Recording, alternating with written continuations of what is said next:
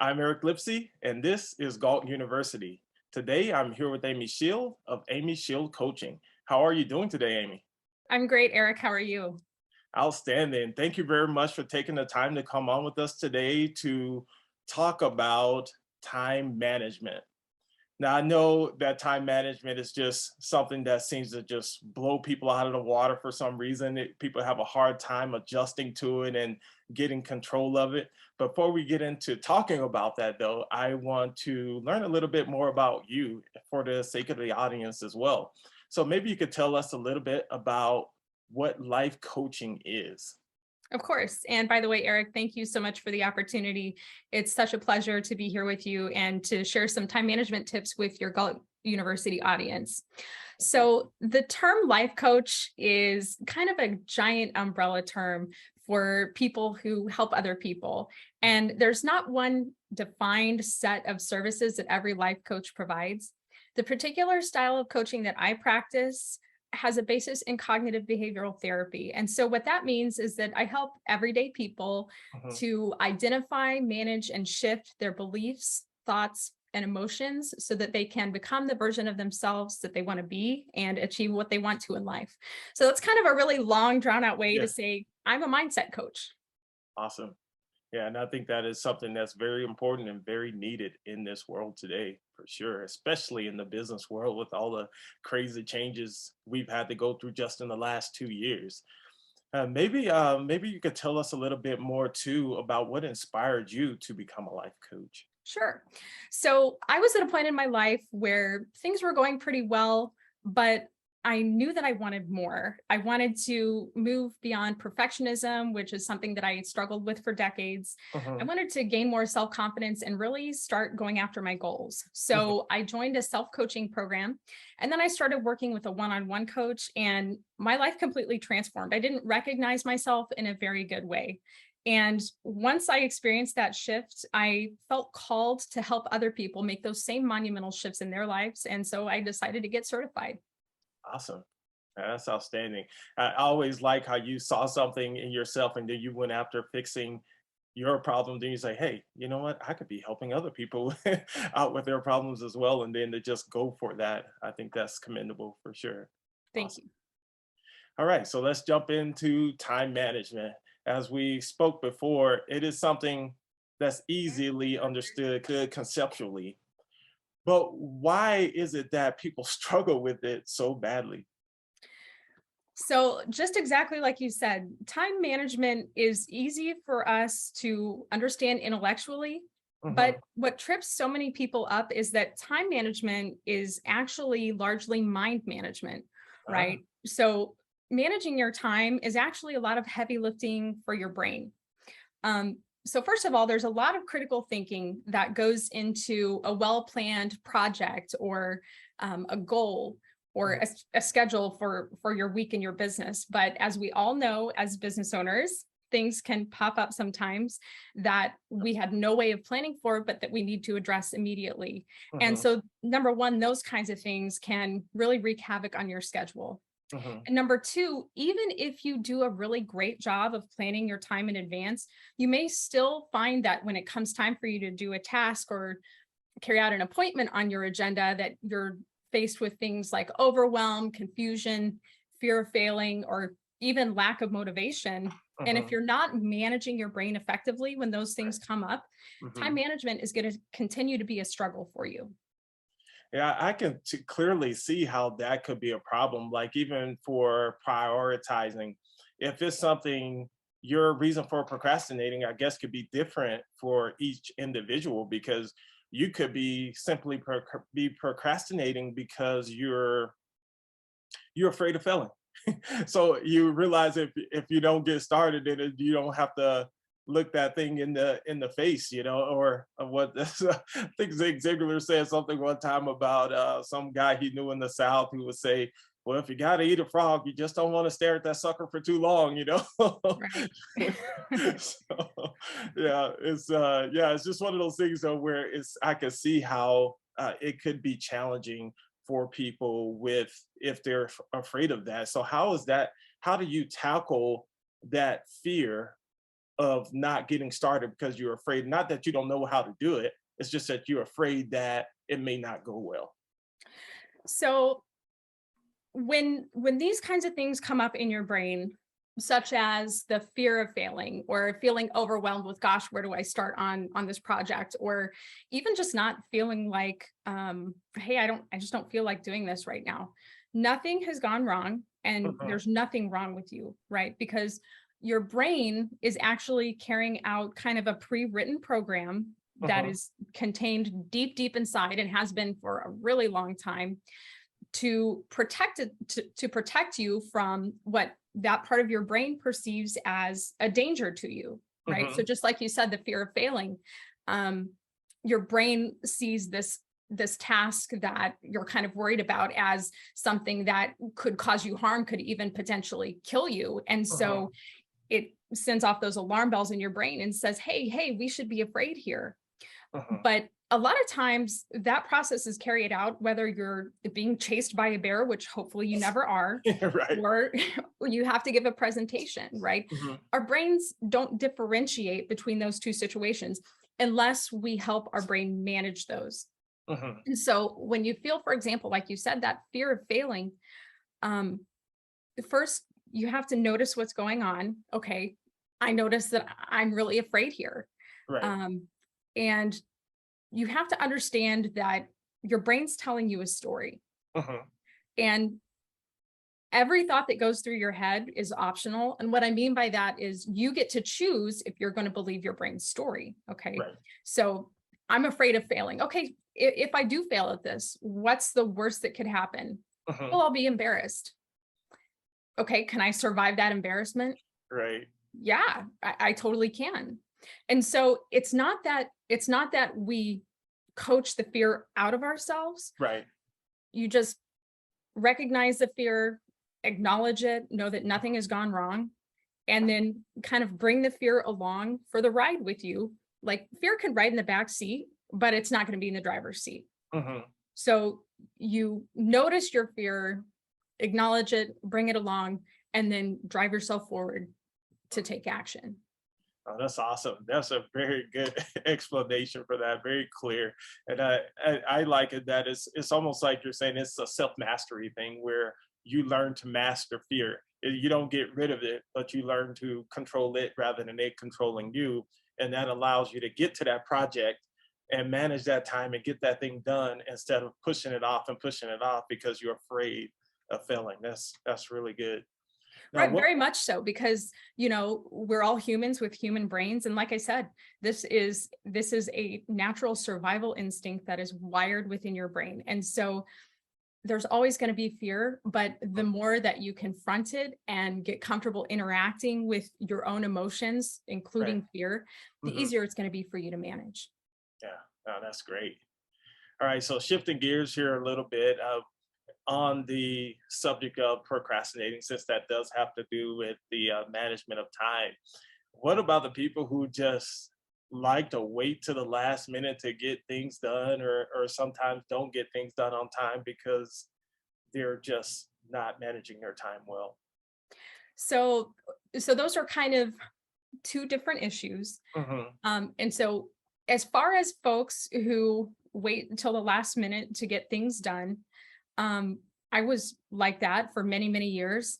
A lot of times in college, I would start writing a 25-page paper the night before it was due. Hmm. Um, and for folks like that, fear is a great motivator for them. Hmm. Um, or not fear, but a deadline, a time Right. crunch. I Right. must complete this at this time or else. Hmm. And so what it's about in that case is really taking a look at your situation holistically and saying, okay, so I know I work great under pressure, but I know that working under pressure all the time is not great for me. Right. And so, how can I motivate myself to take Hmm. action sooner than, right before the deadline? And the way that you do that is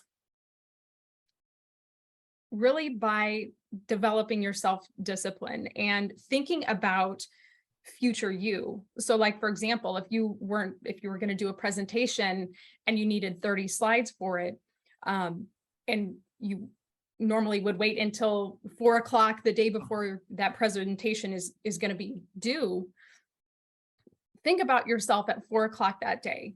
What are you going to be doing? You're going to be missing out on time with your family.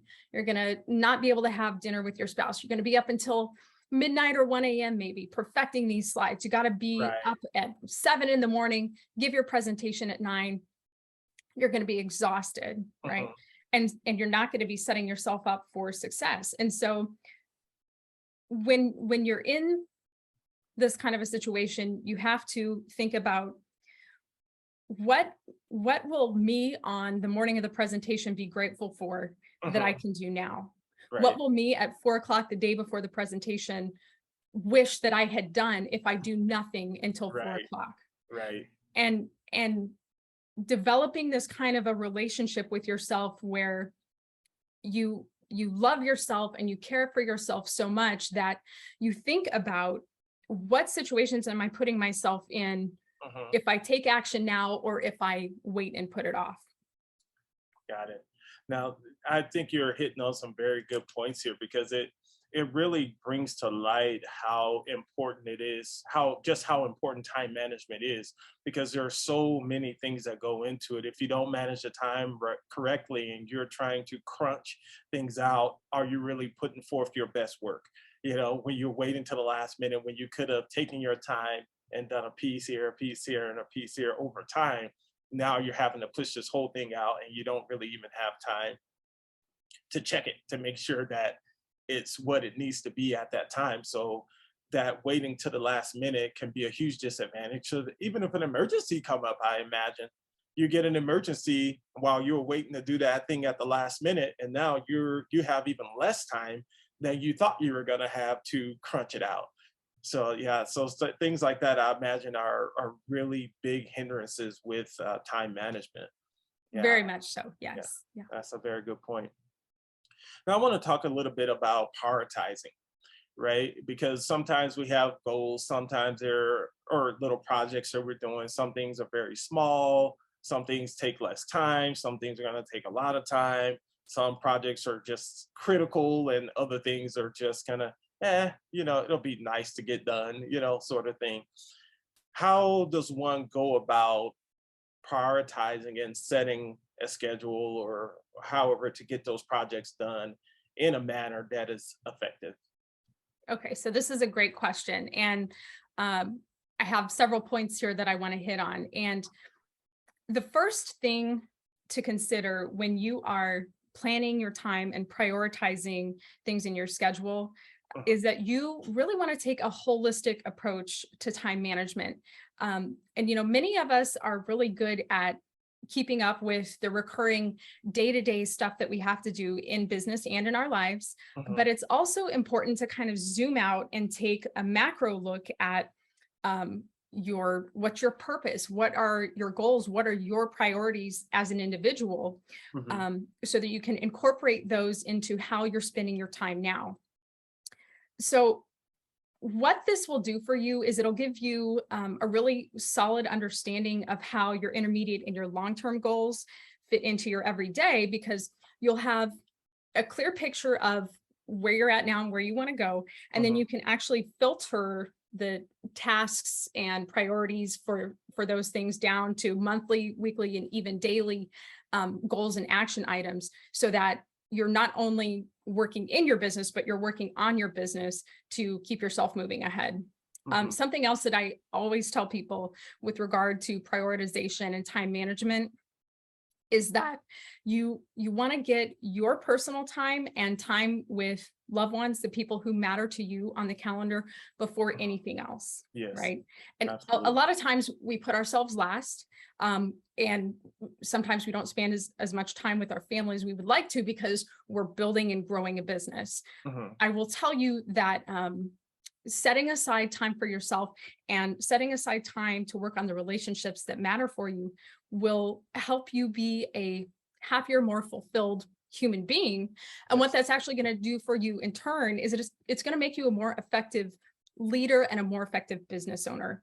And Absolutely. so even if it's just, you know, half an hour for yourself, or making sure that you get a little bit of time with your spouse after the kids go to bed. Because some seasons your business is going to require more of your time than others, but always make Absolutely. sure that you are setting aside a little bit of time for yourself and the relationships that matter to you in your personal life. Mhm. And then as far as scheduling and prioritizing, um, set goals for your week. You know, whenever I sit down, I do my schedule on Sunday afternoons. Some people, you know, you can do it Monday morning, whatever works for you. But look at, okay, what do I need to get done in my business this week? And Mhm. after you've scheduled your personal time, schedule your tasks for those goals for the week next. Mhm. Okay. Yes. So Yes. that you aren't kind of piecemealing, okay, this has to be done and I need to call this person back. And then you look and you say, I have 2.5 hours out of my, 40 or 60-hour week as a business owner You're right. to work on these things that are actually going to move the needle in my business. Mhm. And then just kind of from a tactical perspective, when you are putting things on your schedule, it's important to estimate about how much time you think it's going to take, right? We all know that. Mhm. But a key to making sure that you get things done is to take that time estimate and then add about 20 to 50% more time onto it. Mhm. And what this will do is, number one, those unpredictable things that pop up for every business owner. When Right. those things come up, hey, guess what? Instead of giving myself an hour to work on this project, I did an hour and a half. And so, yeah, I can spend 20 minutes on this phone call that came in that is pretty urgent that I need to address. Right. Um, and the other thing is that, we can always estimate, but sometimes something gets a little bit more complex, or we need to pause and get somebody else's input. And so giving yourself that extra cushion time will keep you from being crunched and kind of like you alluded to earlier, allow you to do a little bit more of your best work. Mhm.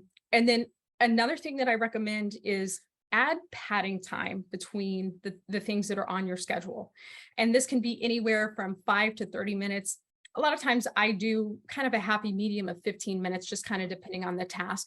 But what that does is it gives your brain a chance to stop for a minute, Mhm. recover, and kind of prepare for what's coming at you next. And so what ends up happening when you add this padding time between items on your schedule is that you give yourself an opportunity to take a walk, or close your eyes for a few minutes, or just shut your laptop for a second Right. and just have a few moments to yourself. Mhm. And ultimately, this will keep you from kind of bouncing erratically from task to task, Yes.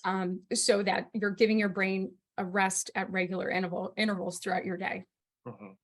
Uh, those are some excellent points that you brought up there. Very excellent. It even makes me think about the multiple hats that you often have to wear as a self-employed or as a business owner, especially when you're starting out. You don't have all the people doing all the things, so it's just you. And one minute you're in sales, you're in marketing, you're in advertising, you're in accounting, you're you're jumping from place to place, and sometimes those mindsets are so vastly different.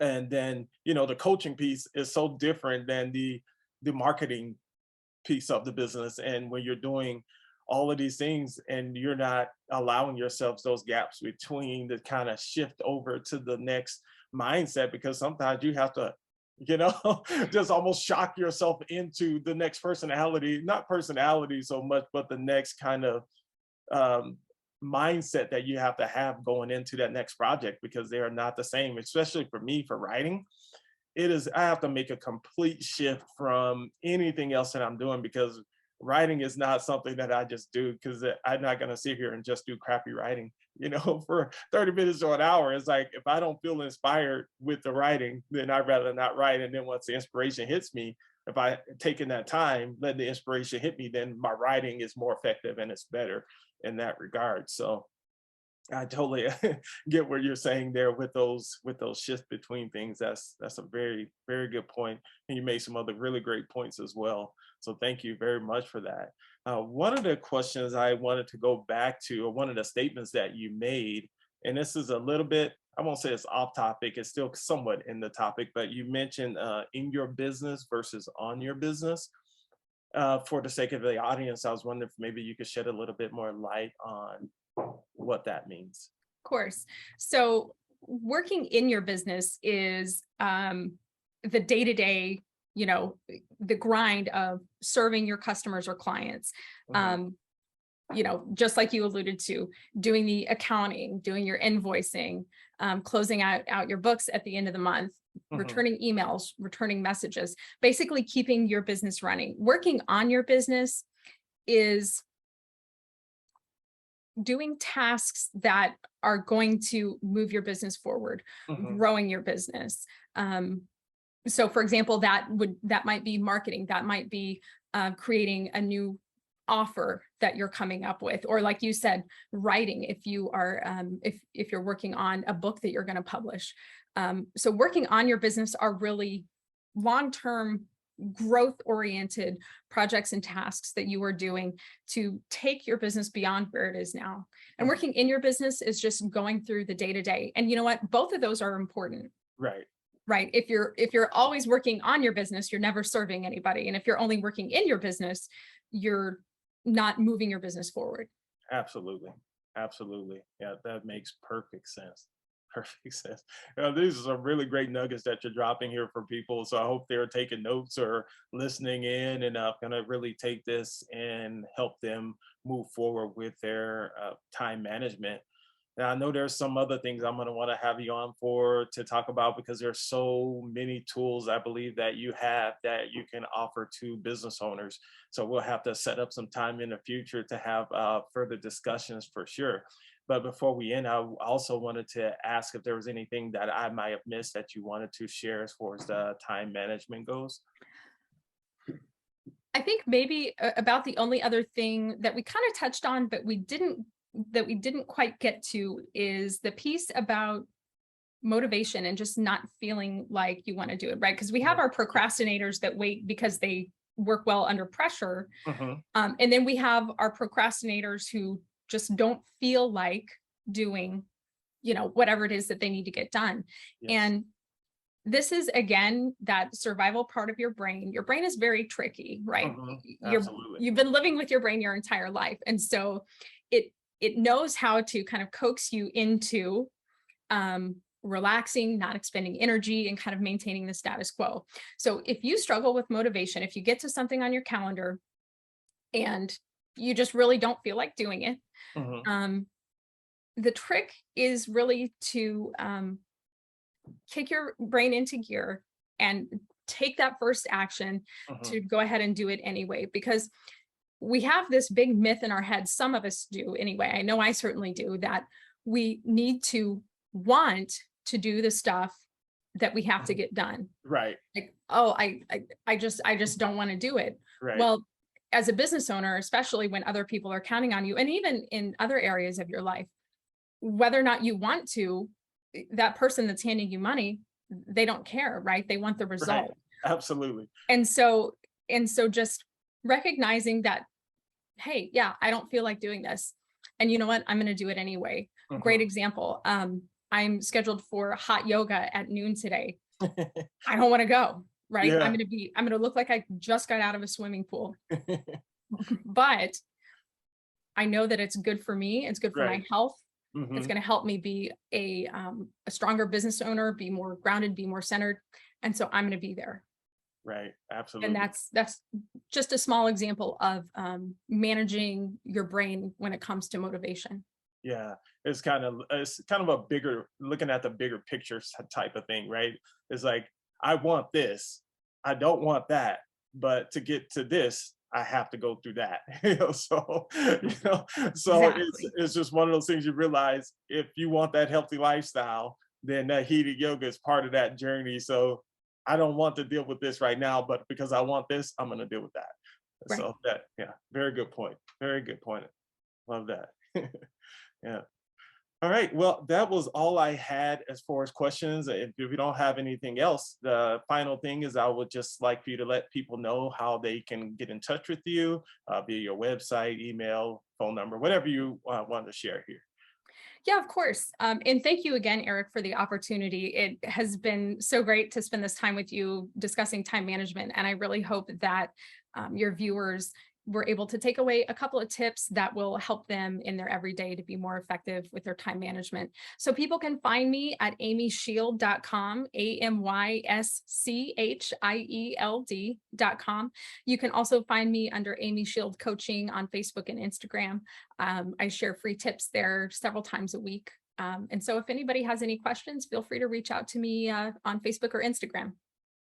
All right, folks, you've heard it. And those tips, I tell you, I've read some of them. They're really great tips for sure. So, yeah, so you have to Thank you. definitely check that out for sure. Well, thank you again, Amy, for your time and for your wisdom and for sharing with us today. We really appreciate it. My pleasure. Thank you so much.